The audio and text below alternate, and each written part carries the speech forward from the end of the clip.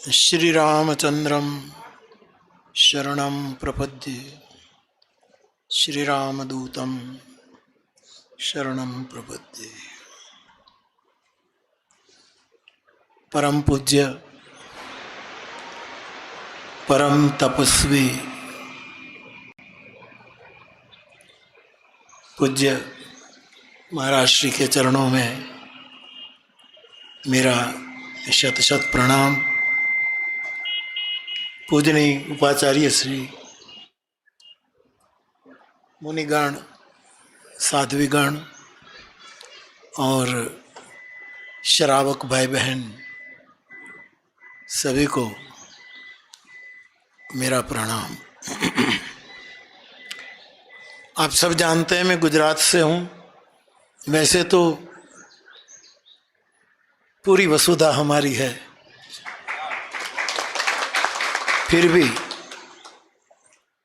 गुजरात से हूँ। और गुजराती में ऐसा कहा जाता है कि एक व्यक्ति किसी को मिलने गया तो पुराना समय था तो घर में आटा अनाज पीसने की वो पावर से चलने वाली घंटियाँ नहीं थी, हाथ से आटा पीसना पड़ता था। तो मेहमान गया तो यजमान ने कहा कि आप आए ही हैं तो थोड़ा आटा पीस दीजिए। तो कहावत हो गई कि आयो तो मड़वा अने बेसाड़ो दड़वा। मैं भी पूज्य मुनिश्री का दर्शन करने आया था, लेकिन मुझे भी दड़वा बेसाड़ी दी तो।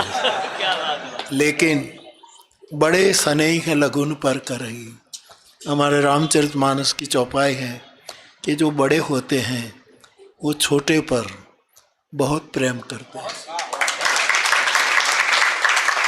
और दृष्टांत देते हैं कि पर्वत इतने ऊंचे हैं, इतने गरिमापूर्ण हैं, इतने बड़े हैं, इसीलिए नाचीज तिनकों को घास को अपने सिर पर रखते। समंदर इतना विशाल और इतना गहरा है, लेकिन उसके जो जाग है, उसके फण है, उसको अपनी तरंगों के ऊपर रख। वैसे आचार्य पुरुष, तपस्वी पुरुष छोटों को इतना आदर देते हैं, इसका मैं अनुभव कर रहा हूँ। मुझे तो कथा में ही मैं बोलता हूँ, फिर मौन रहता हूँ।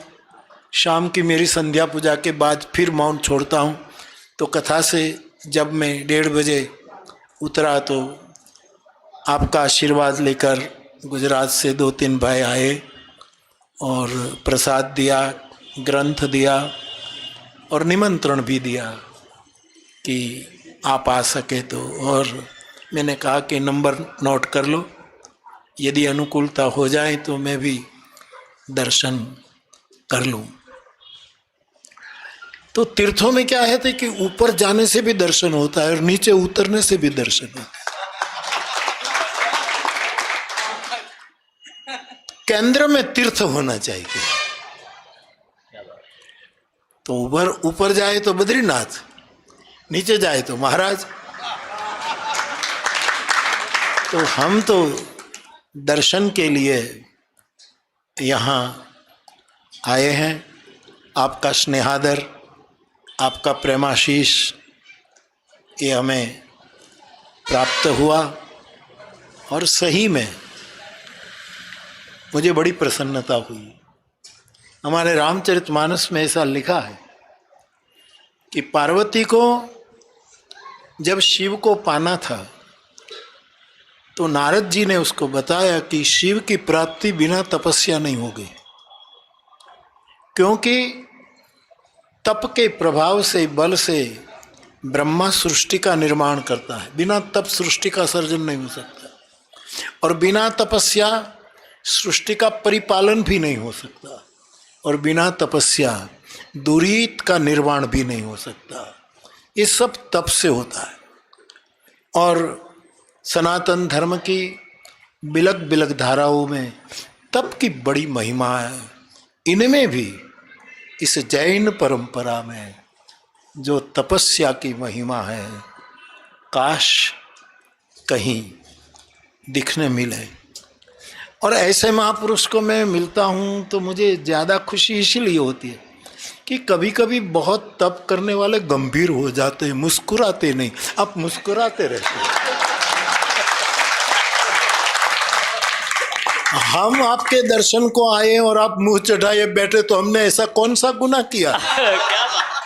लेकिन साधु मुस्कुराता हो, जो अपनी मुस्कुराहट को मुक्ति न दे वो दूसरे को क्या मुक्ति देगा? अपनी मुस्कुराहट को जिसने अपने चेहरे में छिपा रखा है, तो हंसता हुआ साधु, तो हंसता हुआ नूरानी चेहरा,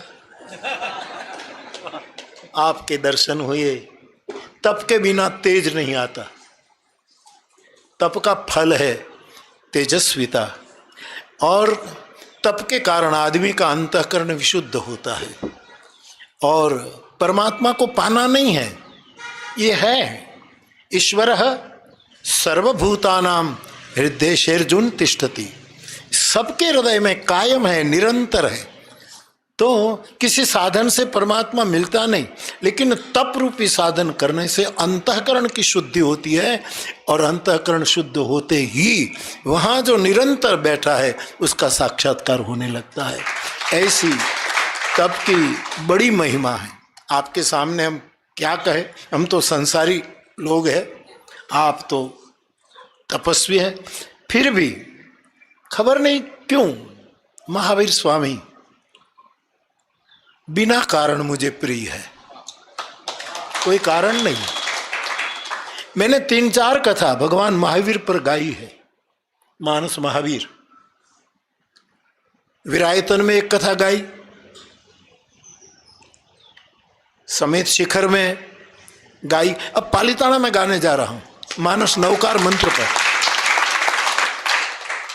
नवकार मंत्र जो है, इस मंत्र का मानस के साथ क्या संदर्भ है, क्या संगति है, उस पर मुनिजनों के आशीर्वाद से, कुछ ग्रंथों के अवलोकन से, विशेष तो मेरे बुद्ध पुरुष की कृपा से जो प्रवाह चलेगा तो मुझे बहुत अच्छा लगता है। मैंने चुन चुन करके जहाँ भगवान का स्थान है, तपस्थली है, वहाँ जा जा करके 9 दिन की कथा का अनुष्ठान किया है।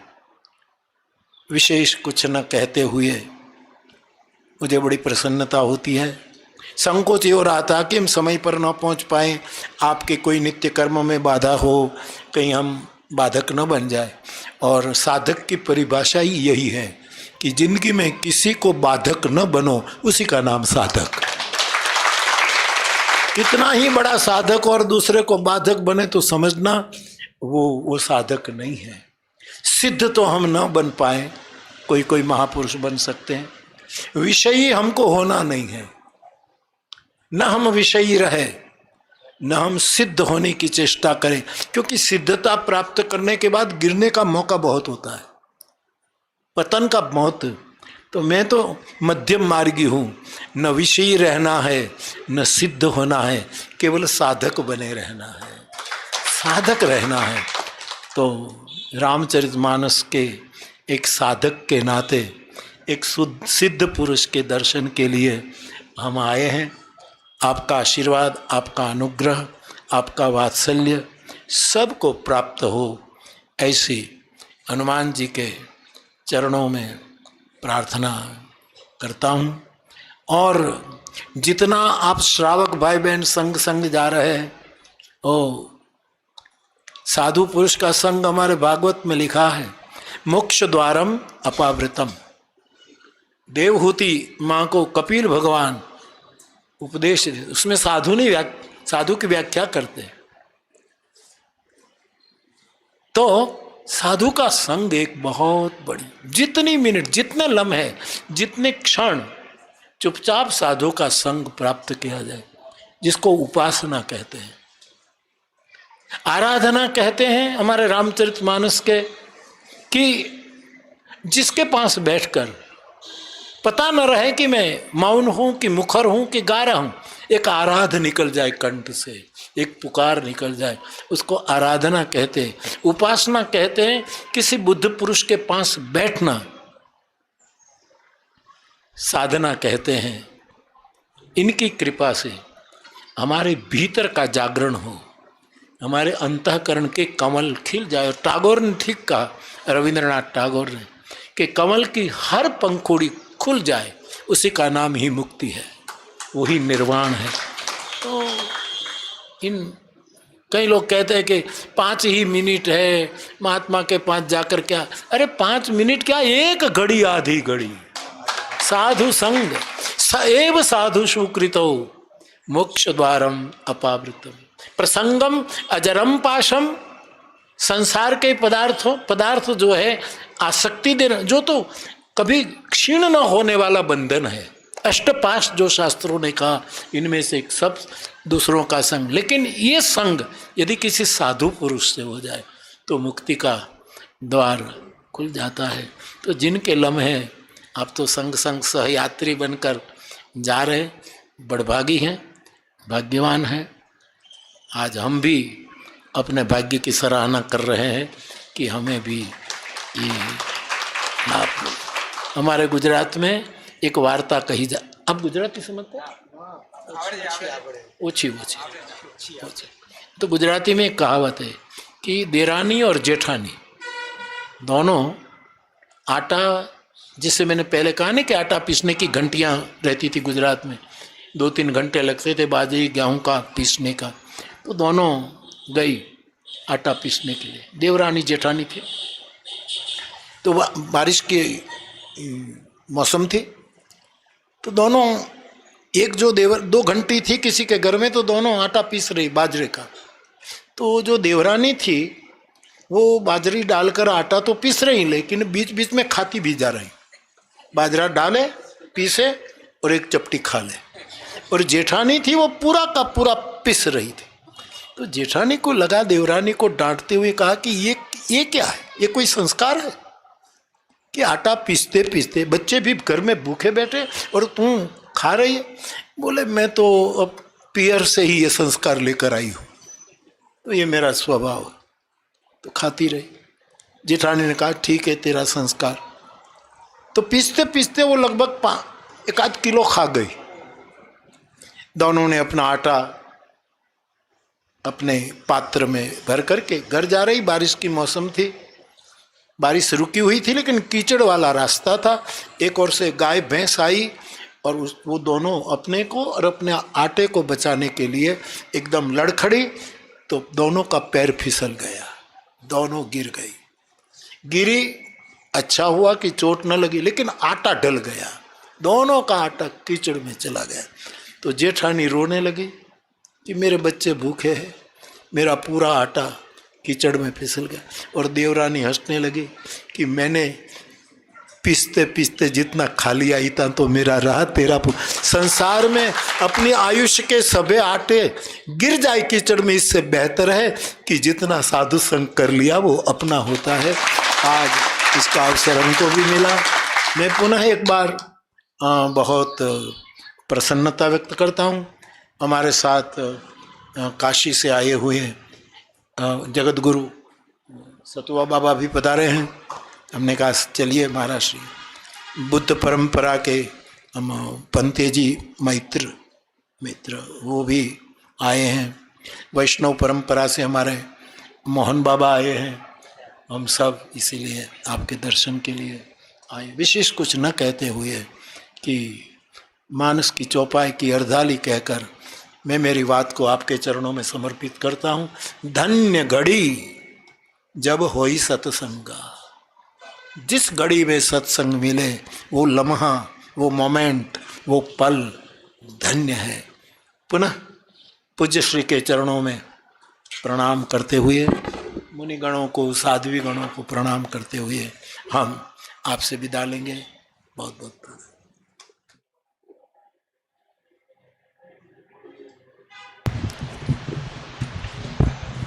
भगवान कह रहे आमने सामने बैठे। एक शेर है, मैं तुझे देखूं तू मुझे देख, देखते देखते हो जाए एक।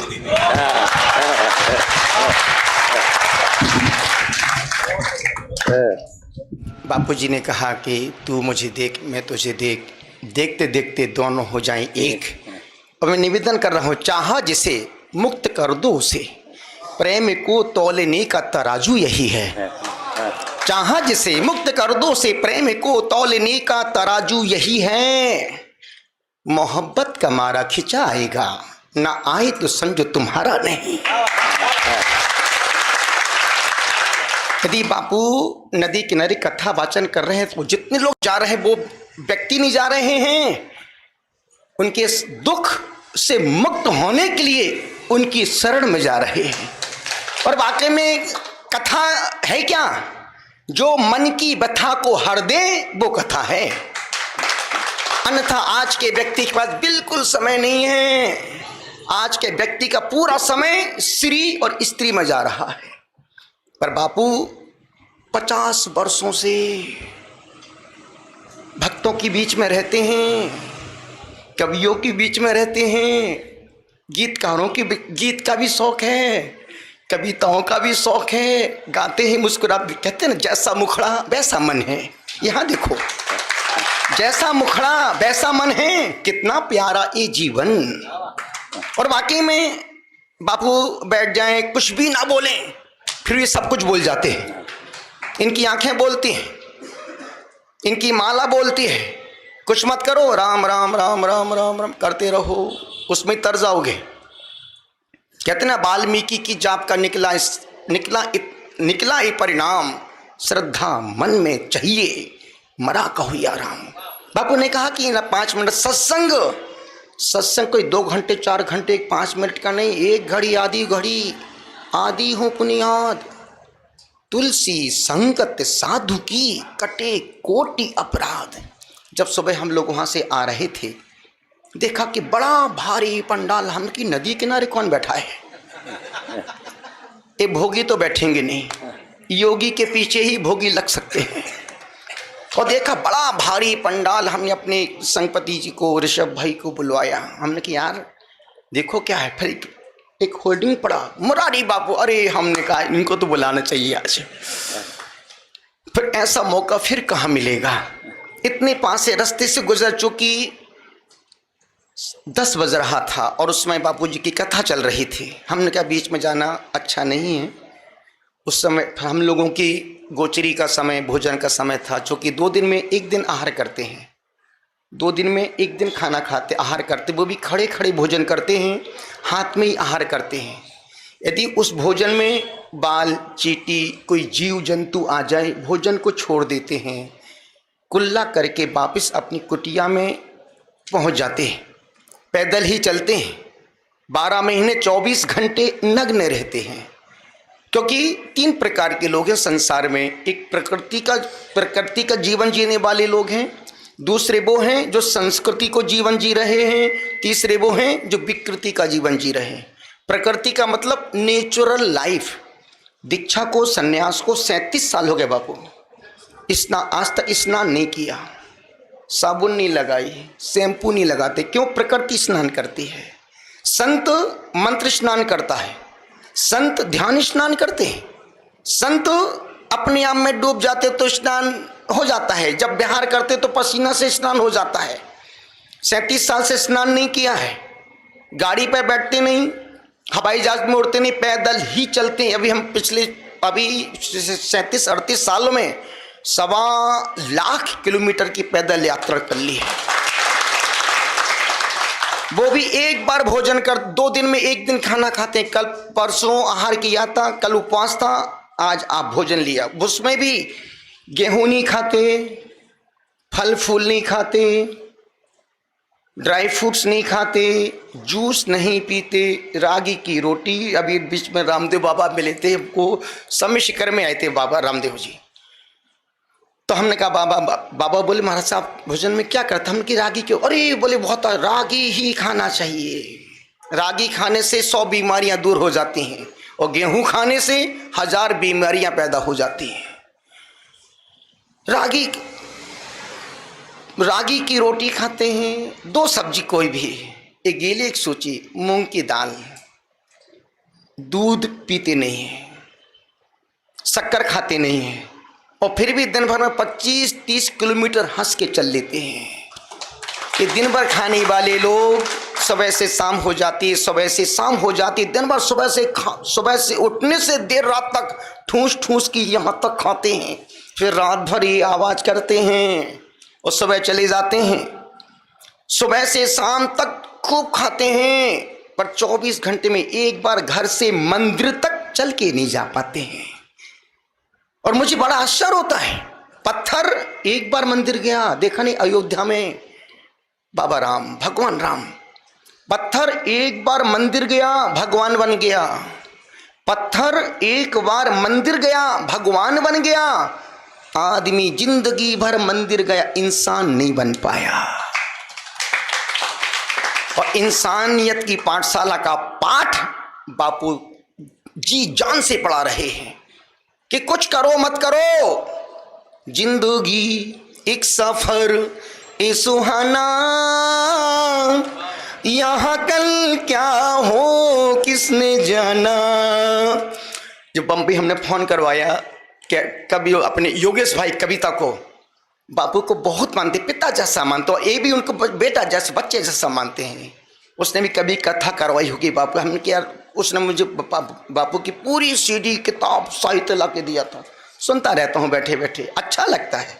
जहाँ विचारों में सात्विकता है, चिंतन में दूरदर्शिता है, मन में पारदर्शिता है, और सिर्फ भगवान राम राम राम, इसके अलावा कुछ है ही नहीं। अभी बापू ने कहा ना कि इस कथा के बाद फिर मैं मौन हो जाता हूँ। और वाकई में जब हम बोलते हैं या संत बोलता है तो पब्लिक पीछे पीछे आती है, और जब संत मौन होता है तो खुद की आवाज़ सुनता है कि भीतर कोई बोल रहा है, भीतर कोई एलिमेंट्स है, भीतर कोई तत्व है, भीतर कोई ऐसी ज्योति है जो जल रही है, जिससे कोई मिसाइल मार नहीं सकती, तलवार काट नहीं सकती है, पर कुछ भीतर है। और उन सब चीज़ों को बापू बरसों हजारों बार भगवान राम की कथा कर ली, गुजरात में पैदा हुए, और बड़े आनंद, सादगी, सरलता, सहजता से संपन्न है हमारी मुरारी बापू। और वाकई में मैं बापू की स्वास्थ्य की, दीर्घ आयु की परमात्मा से प्रार्थना करता हूँ कि ऐसे संत वर्षों तक दीर्घ आयु जीवन जिए, ताकि घर घर में, मन मन में भगवान राम का आचरण और महावीर की अहिंसा जन जन तक पहुंच जाए। अंतिम बात बोल के, जीवन क्या है? संसार शोकमय, संसार शोकमय, संबंध वियोगमय, शरीर रोगमय, जीना भोगमय, और संत समागम उपयोगमय। जितनी देर अपन संत के समागम में बैठे, आपने वर्षों के, हजारों जन्मों के पाप को धो दिया ये। और वाकई में बापू का जीवन, मैं इनसे प्रभावित नहीं हूँ, इनके व्यक्तित्व से प्रभावित हूँ, इनके त्याग से प्रभावित हूँ, इनके आचरण से प्रभावित हूँ, इनके प्रेम से प्रभावित हूँ, इनके समर्पण से प्रभावित हूँ, और इनकी हनुमान सी भक्ति उससे प्रभावित हूँ। संत क्या दे सकता है इन पंक्तियों के साथ? तारे द्वारे आवीन कोई, खाली हाथ जाए ना, करुणा निधान, करुणा निधान, करुणा निधान, करुणा निधान। आ दुनिया में कोई नथी छे तुझ सरी को दातार, अपरंपारु दया छे तारी, तारा हाथो हजार, तारी ज्योति पामीन कोई, तारी ज्योति पामीन कोई, अंधारे अटवाई ना, करुणा निधान। तो बापू से मिलकर के बहुत अच्छा लगा, अपना दिल तो ईडन गार्डन हो गया। और वाकई में संत मिलता है तो बाहर आती है, और संत मुस्कुराता है तो संस्कृति मुस्कुराती है। तो निवेदन कर रहा था, 3 प्रकार का जीवन, प्रकृति का जीवन, संस्कृति का जीवन, विकृति का जीवन। प्रकृति का मतलब है नेचुरल लाइफ। जो हम साधु संत जब पैदा हुए थे तो नग्न थे, जब मरेंगे तो भी नग्न होंगे।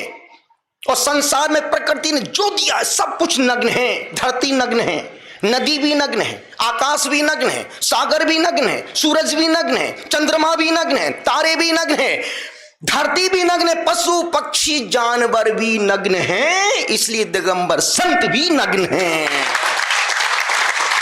और नग्नता का जीवन नहीं जी तो संस्कृति को आत्मसात करो। ऐसे वस्त्र पहनो जो पहनने में देखने में अच्छे लगते हो। विवेकानंद इसी मुद्रा में अमेरिका में विचरण कर रहे थे, और ये लोगों, अरे साहब ये भारत का कोई भगवान आया है, ये संस्कृति है। और विकृति का मतलब कहीं से भी फटे कपड़े पहन लो, घुटने पे फटा, यहां फटा, वहां फटा, पीछे फटा। अब तो आजकल एक नई फैशन आई है, एक पूरा पैंट एक आधा पैंट। हद कर दी, आदमी है कि भेड़िया है? पहले आदमी गुरुओं के पास मंदिर में यात्रा में फटे कपड़े पहन के नहीं जाता था। हमने उस जीवन को देखा है। फटे कपड़े होते थे तो उनको सिल करके पहनते थे, और आज की पीढ़ी कपड़े को फाड़ के पहनती है। वो विकृति का जीवन है।